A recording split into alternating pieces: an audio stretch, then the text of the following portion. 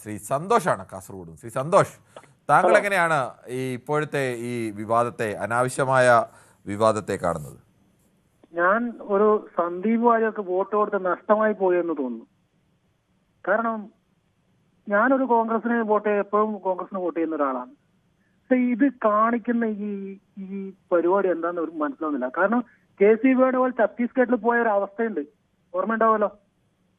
അവിടെ സർക്കാർ രൂപീകരിക്കാൻ വേണ്ടി പോകാൻ നിന്നതാ, തിരിച്ചിങ്ങോട്ട് പ്ലെയിനിൽ ഇറങ്ങേണ്ട വന്നു. ഇവിടെ വോട്ട് എണ്ണി കഴിഞ്ഞില്ല. ഇതിപ്പം ലീഗിന് ഇതിൽ ഇടപെടാം. ലീഗ് ഒറ്റ വാക്ക് പറഞ്ഞാൽ മതി, ഞങ്ങൾ LDF സപ്പോർട്ട് ചെയ്യുന്നു പറഞ്ഞാൽ മതി. കോൺഗ്രസിന് ഒറ്റയ്ക്ക് മത്സരിക്കും, ഇത് കിട്ടൂലല്ലോ, ഭൂരിപക്ഷം കിട്ടൂലല്ലോ. UDF ഇങ്ങനെ ഇതാക്കുവാണെങ്കിൽ ലീഗ് CPM സപ്പോർട്ട് ചെയ്യുന്ന ഒരു വാക്ക് പറഞ്ഞാൽ ഇവിടെ എല്ലാ പ്രശ്നവും അവിടെ നിൽക്കും. ഇല്ലെങ്കിൽ അടുത്ത തെരഞ്ഞെടുപ്പിൽ പാർലമെന്റ് ഒറ്റ സീറ്റ് കോൺഗ്രസ് കൊടുക്കരുത്. ഞാൻ കോൺഗ്രസ്സുകാരനാണ്, അതുകൊണ്ട് തന്നെ ഞാൻ പറയുന്നത്.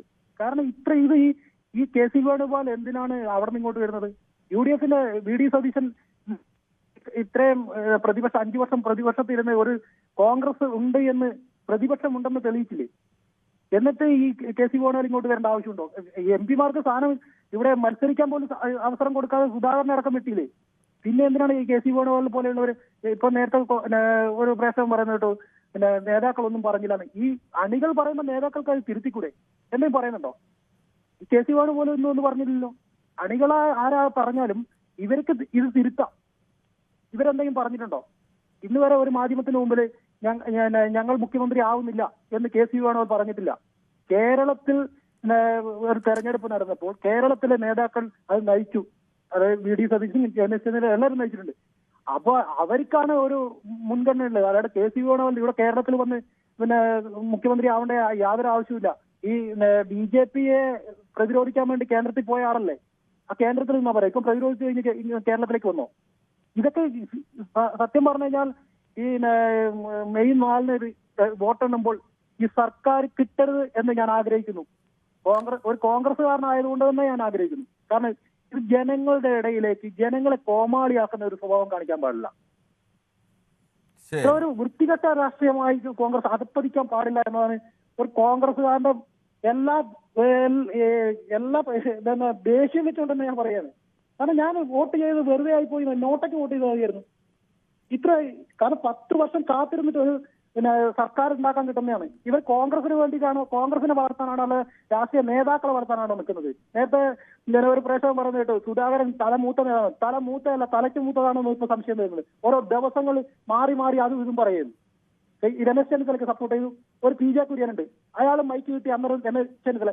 ഞാൻ നോക്കിയിട്ട് ഇവർ കോൺഗ്രസിലെ മുഖ്യമന്ത്രി സ്ഥാനാർത്ഥി നിർണയിച്ചിട്ടില്ല. ഏത് സമയത്തും പ്രതിപക്ഷ നേതാവാണ് ഇവിടെ മുഖ്യമന്ത്രി ആവുന്നതും. ആ കീഴ്വഴക്കം സൃഷ്ടിച്ചാൽ പോരെ? എന്തിനാണ് ഇവർ തമ്മിൽ? അനിൽകുമാർ ഇവിടെ കുഞ്ഞാലിക്കുട്ടിയുടെ അടുത്തേക്ക് പോകുന്നു, തങ്ങളുടെ അടുത്തേക്ക് പോകുന്നു. ഇവരെന്തിനാണ് ആവശ്യം? ഇപ്പൊ KC വേണുഗോപാൽ തന്നെ അയാളെ ഭാഗത്തുള്ള നിൽക്കുന്ന MLA-മാരെയാണ് നിർത്തിയേക്കുന്നത്. ഞാൻ പറഞ്ഞു, KC വേണുഗോപാൽ അഥവാ ഇനി പാർലമെന്റ് രാജിവെച്ച് നിയമസഭയിൽ മത്സരിക്കുകയാണെങ്കിൽ ആ നിയമസഭയിൽ അയാളെ തോൽപ്പിക്കണം. അവിടെ നിൽക്കുന്ന ഏത് മണ്ഡലത്താണ് നിൽക്കുന്നത് വെച്ചാൽ ആ മണ്ഡലത്തിൽ നിന്ന് അയാളെ തോൽപ്പിക്കണം. കോൺഗ്രസ് ഭരണം കിട്ടിയില്ല എന്നല്ല, ഇതൊരു പാഠം പഠിപ്പിക്കലും കൂടെ ആയിരിക്കണം. അടുത്ത പാർലമെന്റ് തെരഞ്ഞെടുപ്പിൽ ഒരു സീറ്റ് പോലും കൊടുക്കാത്ത രീതിയിലേക്ക് UDF കൊണ്ടുവരികയും ചെയ്യണം. അതാണ് കോൺഗ്രസ് പ്രവർത്തകനായ താങ്കളുടെ വികാരം മനസ്സിലാവുന്നു. അത് നേതാക്കൾ കൂടി മനസ്സിലാക്കേണ്ടതാണ്. ശ്രീ ഷിബു ആണ് അങ്കമാലിയിൽ നിന്ന്. ശ്രീ ഷിബു, താങ്കൾ എങ്ങനെയാണ് ഈ വിവാദത്തെ, അനാവശ്യ വിവാദത്തെ കാണുന്നത്? ഞാൻ പറയുന്നത് സാറേ, ഇത് ജനങ്ങളെ മൊത്തം വിഡ്ഢിയാക്കുന്ന ഒരു ഇതാണ്. കാരണം ഇവര് വോട്ട് ചോദിക്കുന്ന വ്യക്തിക്ക് ഒരു വ്യക്തതയില്ല ആര് മുഖ്യമന്ത്രി ആവുമെന്ന്. വോട്ട് ചെയ്യുന്ന ജനങ്ങളോട് പറയുന്നില്ല ആരാണ് മുഖ്യമന്ത്രി ആവുന്നതെന്നുള്ളത്. പണ്ടത്തെ രാജഭരണത്തിലും വളരെ മോശമായിട്ടാണ് വരുന്നത് ഇപ്പോ. കാരണം ഇപ്പൊ ഞങ്ങൾ വോട്ട് ചെയ്ത് ഞങ്ങളുടെ വോട്ടിന് ഒരു വിലയില്ലാതെ വോട്ട് ചെയ്തിട്ട് നാളെ ഹൈക്കമാൻഡാണ് തീരുമാനിക്കുന്നത് ഇന്ന ആള് വേണമെന്ന്. അപ്പൊ പണ്ട് രാജാവ് എങ്ങനെയാന്ന് വെച്ച് കഴിഞ്ഞാല് മുഖ്യമന്ത്രി അല്ലല്ലോ ശ്രീ ഷിബു. നേരത്തെയും കേരളത്തിലെ ഇടതുമുന്നണിയും കോൺഗ്രസും ഒക്കെ മുഖ്യമന്ത്രി സ്ഥാനാർത്ഥിയെ പ്രഖ്യാപിച്ചൊന്നും അല്ലല്ലോ മത്സരിക്കുന്നത്. പാരമ്പര്യമായിട്ട് കോൺഗ്രസ്, എന്റെ അപ്പനായിട്ടുള്ള ഇതിനകത്ത് ഞാൻ കോൺഗ്രസ്സുകാരനായിട്ട്. അല്ല, അത് കോൺഗ്രസ് മുഖ്യമന്ത്രിയെ തീരുമാനിക്കുന്നത് പ്രഖ്യാപിച്ചിട്ടൊന്നുമല്ല. കേരളത്തിൽ ഇന്നയാൾ മുഖ്യമന്ത്രിയാവുമെന്ന് പ്രഖ്യാപിച്ചല്ല പല മത്സരങ്ങളും നേരിട്ടിട്ടുള്ളത്. ആരാണ് മുഖ്യമന്ത്രി എന്ന് പ്രഖ്യാപിക്കാറില്ല. പിന്നീട് തെരഞ്ഞെടുക്കുന്നത് കേരളത്തിലെ പാർലമെന്ററി പാർട്ടി യോഗമാണ് തെരഞ്ഞെടുക്കുന്നത്. അതിൽ ഹൈക്കമാൻഡിന് സ്വാഭാവികമായും ഹൈക്കമാൻഡ് തീരുമാനത്തിന് വലിയ മേൽക്കൈയൊക്കെ ഉണ്ടാവും. അത് ശരിയാണ്. ജനങ്ങൾക്ക് ഒരു പ്രതീക്ഷയുണ്ട്, നാളെ എന്ത് കഴിക്കണം, എന്ത് ഡ്രസ്സ് ചെയ്യണം. അപ്പൊ ഒരു വോട്ട് ചെയ്യുമ്പോൾ നമ്മുടെ വോട്ടിൽ ആര് വരണം എന്നുള്ളൊരു ജനങ്ങൾക്ക് ഒരു പ്രതീക്ഷയില്ലേ? അതില്ലാണ്ടായി. അപ്പൊ അത് രണ്ടു മുന്നണിയും പറഞ്ഞിട്ടില്ലല്ലോ ആര് വരുമെന്ന്. ജയിച്ചാൽ ആര് മുഖ്യമന്ത്രി ആവുമെന്ന് രണ്ടു മുന്നണിക്കാരും പറഞ്ഞിട്ടില്ലോ. അല്ല, ഇവിടെ 10 ആളല്ലേ സാറേ റെഡി ആയിട്ട് നിൽക്കുന്നത്. ഇതുമായിട്ട് എങ്ങനെയാണ് ബന്ധപ്പെടുന്നത് എനിക്കറിയില്ല. കേരളത്തിൽ അങ്ങനെ ഇന്നയാൾ ജയിച്ചാൽ ഇന്നയാൾ മുഖ്യമന്ത്രി എന്ന് പറഞ്ഞല്ല LDF ആയാലും UDF ആയാലും തെരഞ്ഞെടുപ്പിനെ നേരിടുന്നത്. പിന്നീടാണ് തീരുമാനിക്കുന്നത്. പലപ്പോഴും പ്രധാനപ്പെട്ട നേതാവ് ആവാൻ സാധ്യതയുണ്ട് എന്നൊക്കെയുള്ള ചില തോന്നലുകൾ ജനങ്ങൾക്ക് ഉണ്ടാവാറുണ്ട്. അതിനപ്പുറത്തേക്ക് ഇല്ലല്ലോ. ശ്രീ ജയകുമാറാണ് തിരുവനന്തപുരത്ത്. ശ്രീ ജയകുമാർ, താങ്കൾക്ക് എന്ത് തോന്നുന്നു? എന്താണ് താങ്കളുടെ പാർട്ടി ഇങ്ങനെ ഇത്തരം വിഷയത്തിലൊക്കെ ഒന്ന് മെയ് 4-ാം തീയതി വരെയെങ്കിലും കാത്തിരുന്നിട്ട് വേണ്ട ഈ പരസ്യ പ്രസ്താവനകളൊക്കെ നടത്താൻ? എന്തെങ്കിലുമൊക്കെ ഉണ്ടെങ്കിൽ അത് രഹസ്യമായി ഉള്ളിക്കൂടെ നടത്തുക എന്നതിനപ്പുറത്തേക്ക് ഈ പ്രവർത്തകരെ അടക്കം നാണം കെടുത്തുന്ന രീതിയിലേക്ക് ഇവർ മാറേണ്ടതുണ്ടോ? സാറേ നമസ്കാരം. നമസ്കാരം. യഥാർത്ഥത്തിൽ കോൺഗ്രസ്സുകാരനാണെന്ന് പറഞ്ഞു ഷിബു കോൺഗ്രസ്സുകാരനല്ല. അയാൾക്ക് കോൺഗ്രസിന്റെ ABCD അറിയാമെങ്കിൽ അയാൾ ഇങ്ങനെ പറയില്ല. അതൊന്ന്. പല കമ്മ്യൂണിസ്റ്റുകാരും BJPക്കാരും കോൺഗ്രസ്സുകാരാണെന്ന് പറഞ്ഞുകൊണ്ട് അവരെ നാട്ടിക്കാൻ വേണ്ടി ഇറങ്ങുന്നുണ്ട്. ഒന്ന്. രണ്ടാമത്തെ കേസ് സാറേ, ഈ നേതാക്കന്മാരാരെങ്കിലോ നാട്ടുകാരെങ്കിലോ നിങ്ങളോട് മുഖ്യമന്ത്രി എനിക്കാവണമെന്ന് വല്ലതും പറഞ്ഞോ? എനിക്കറിയാൻ മേലാത്തത് ചോദിക്കാൻ ഒരു മറുപടി എന്നാ കൊള്ളാം. എനിക്കും അറിയാൻ മേലാഞ്ഞുകൊണ്ട് ചോദിക്കുകയാണ്. ഇങ്ങനെ ഒരു തർക്കം നാട്ടിൽ നടക്കുന്നതായി ജയകുമാറിന് ഇതുവരെയും ബോധ്യപ്പെട്ടില്ലേ? അല്ല, എനിക്ക് ബോധ്യപ്പെടും. വിളിക്കണവരെ ആരെന്ത് വിളിച്ച് സംശയം ചോദിക്കുക ഇത് ചെയ്ത് അവർ തീരെ ഒരുപാട് മോശക്കാരാക്കരുത്. ഞാൻ എന്താ പറയുന്നത്, കേരളത്തിലെ ശ്രീ ജയകുമാർ മോശക്കാരനാക്കിയതാണോ? കേരളത്തിൽ ഇത്രയും വലിയ ചർച്ച നടക്കുന്നു. ഇന്നലെ മുതൽ രാത്രി മുതൽ ചാനലുകൾ കൊടുക്കുന്നു. ഇന്ന് പത്രങ്ങളിലെല്ലാം തന്നെ വാർത്തയുണ്ട്. ഇങ്ങനെ ഒരു സംഭവം ഉണ്ടായിട്ട് ഈ അങ്ങനെ ഒരു വിഷയം കേരളത്തിൽ മുഖ്യമന്ത്രി പദത്തെ ചൊല്ലി കോൺഗ്രസ്സുകാർ തമ്മിൽ ഒരു തർക്കവുമില്ല എന്ന് താങ്കൾ പറഞ്ഞാൽ പിന്നെ ഞാൻ തിരിച്ചെന്ത് ചോദിക്കണം? അല്ലല്ല, ഞാൻ പറയട്ടെ. സുധാകരന്റെ പോസ്റ്റ് ഞാൻ കണ്ടു. ഒന്ന്, താങ്കൾ അതിപ്പോ വായിക്കുകയും ചെയ്തു. രണ്ട്, താങ്കൾ ഒരു മാധ്യമ പ്രവർത്തനമാണല്ലോ. അങ്ങേയറ്റത്തെ നല്ലൊരു മാധ്യമ പ്രവർത്തനമാണെന്നാണ് എനിക്ക് തോന്നുന്നത്. ഞാൻ പറയട്ടെ, ഈ സുധാകരൻ സ്വന്തമായിട്ട് പാർട്ടി ഉണ്ടാക്കുന്നു പറഞ്ഞ് കേന്ദ്രത്തിൽ ചെന്നപ്പോൾ അവിടുന്ന് താൻ പോയി പാർട്ടി ഉണ്ടാക്കുന്ന പറഞ്ഞു വിട്ട അദ്ദേഹത്തിലൂടെ എന്താണ് അദ്ദേഹത്തിലൂടെ കേന്ദ്രം പറഞ്ഞു വിട്ടത്? MP-മാർക്ക് ഇവിടെ സീറ്റ് കൊടുക്കുന്നില്ല എന്ന് പറഞ്ഞാണ് വിട്ടത്.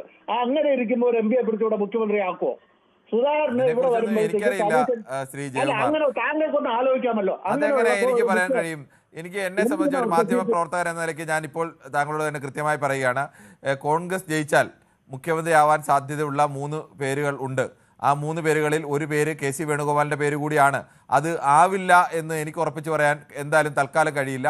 എനിക്കെന്നല്ല, കേരളത്തിലെ ഒരു മാധ്യമ പ്രവർത്തനം ആവില്ല എന്നോ ആവുമെന്നോ ഉറപ്പിച്ചു പറയാൻ കഴിയുന്ന ഒരു അവസ്ഥ നിലവിലില്ല. സുധാകരൻ ഒഴിച്ച് ഒരു കോൺഗ്രസ് അത് പറഞ്ഞിട്ടില്ല. സുധാകരൻ പറയാൻ കാരണം അദ്ദേഹത്തെ അവിടുത്തെ പറഞ്ഞു വിട്ടതാണ്. സുധാകരനെ തള്ളി പറയാൻ തയ്യാറാവുന്നില്ലല്ലോ കോൺഗ്രസ് നേതൃത്വം. ആ ഒരു കാര്യത്തിൽ ആരും സംസാരിക്കാന്ന് പറയുമ്പോൾ വേറെ ആരും സംസാരിക്കുന്നില്ലല്ലോ. സുധാകരൻ അങ്ങനെ ഒരു കുറഞ്ഞ നേതാവാണോ? ഈ നാട്ടിൽ KPCCയുടെ അധ്യക്ഷനായിരുന്ന ഒരു പ്രധാനപ്പെട്ട നേതാവല്ലേ? സുധാകരനെ നേരത്തെ ഇവിടുന്ന് പറഞ്ഞു വിട്ട് നിങ്ങൾ പൊക്കോളാൻ പറഞ്ഞു വിട്ടതല്ലേ?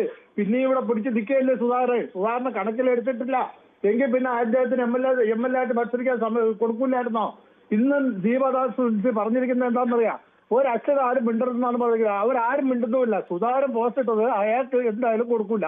സതീശനാണ് ഇതിന്റെ ആളെന്നാണ് അയാളുടെ ധാരണ. അപ്പൊ കലക്കി രമേശിന് വാങ്ങിച്ചു കൊടുക്കണം. സതീശും വേണുഗോപാലും കൂടെ അടിയുണ്ടാക്കുമ്പോഴത്തേക്ക് മധ്യസ്ഥ എന്നുള്ള നിലയ്ക്ക് രമേശിന് വാങ്ങിക്കൊടുക്കണം. ഇതാണ് സുധാകരന്റെ ഇത്. ഇതിൽ ആർക്കും പ്രതികരിക്കാൻ ഇവിടുത്തെ നേതാക്കന്മാർക്ക് സൗകര്യം ഇല്ല.